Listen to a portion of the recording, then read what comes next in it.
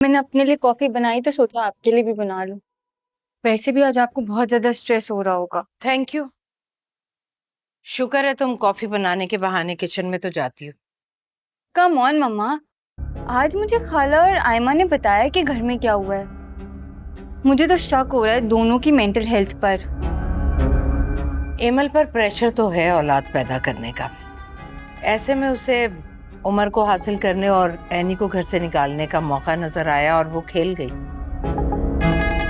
लेकिन बहुत बेवकूफ है, इसीलिए कहते हैं ना कि इंसान को जज्बात से नहीं अकल से काम लेना चाहिए। पर मम्मा आज जो उन्होंने किया वो बहुत डेंजरस था। ऐसे तो वो घर में किसी को भी नुकसान पहुंचा सकती हैं, और अगर उमर को कुछ हो जाता तो। मैं तो खुद अपने हाथों से उसकी जान ले लेती।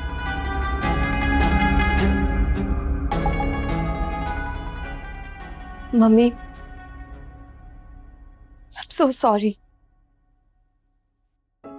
मुझसे बहुत बड़ी गलती हो गई। फरिया, तुम जाओ।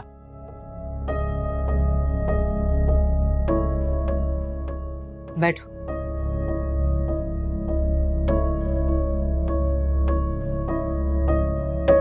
तुमने जो किया बहुत गलत था। खास तौर पर एनी के गुस्से में तुम अपने होशो आवाज खो बैठी।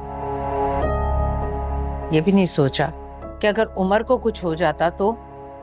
मम्मी, मुझे कुछ समझ ही नहीं आ रहा था।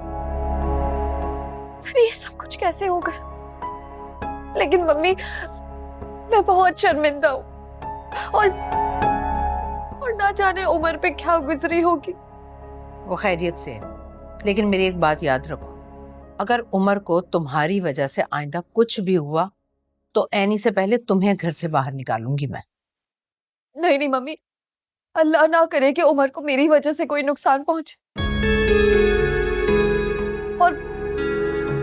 और मैं आपसे वादा करती हूँ कि मेरी तरफ से आपको कभी कोई शिकायत का मौका नहीं मिलेगा। लेकिन एक बात मैं कहूंगी कि एनी को तुम्हें थप्पड़ नहीं मारना चाहिए था। आखिर तुम बड़ी बहन हो उसकी, वो जेठानी है तो क्या हुआ, देवरानी पर हाथ उठाएगी। आज तक हमारे घर में किसी ने किसी पर हाथ नहीं उठाया, इसलिए तुमने एनी के साथ जो कुछ किया बिल्कुल ठीक किया। बस उमर को कुछ नहीं होना चाहिए।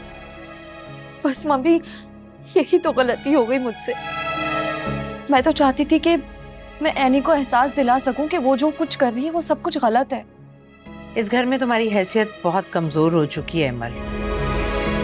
उसे मजबूत होने के लिए तुम्हारी गोद में तुम्हारी औलाद का होना बहुत जरूरी है, वरना एनी इसी तरह अपनी मनमानियां जारी रखेगी।